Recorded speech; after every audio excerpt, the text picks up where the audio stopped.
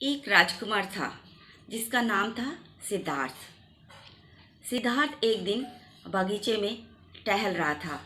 ठंडी हवा चल रही थी, फूल पौधे झूम रहे थे, पक्षी चहचहा रहे थे। बहुत ही सुंदर दृश्य था और सिद्धार्थ बहुत ज़्यादा खुश था।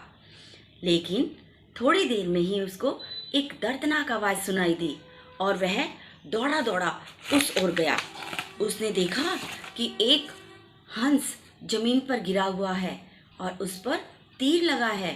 सिद्धार्थ ने उसको गोद में उठाया और तीर को निकाल फेंका। उसके घाव को साफ करके उस पर मरहम लगाया और हंस चुपचाप उसकी गोद में बैठ गया। लेकिन कुछ देर में ही एक बालक बहुत तेज गति से दौड़ा दौड़ा उस ओर आ रहा था। उसके हाथ में धनुष था। उसने पास आकर सिद्धार्थ को कहा, सिद्धार्थ, ये हंस मुझे दे दो क्योंकि ये हंस मेरा है।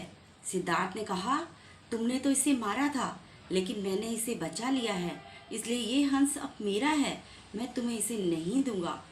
देवदत्त को बहुत गुस्सा आया। उसने बोला कि मैं तुम्हारी शिकायत राजा जी से करूंगा और वह राजा के दरबार की ओर दौड़ पड़ा।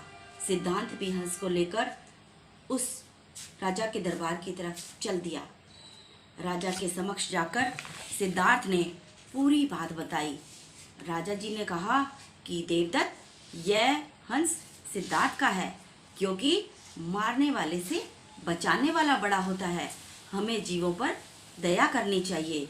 और यही बालक बड़ा होकर महात्मा बुद्ध के नाम से प्रसिद्ध हुआ।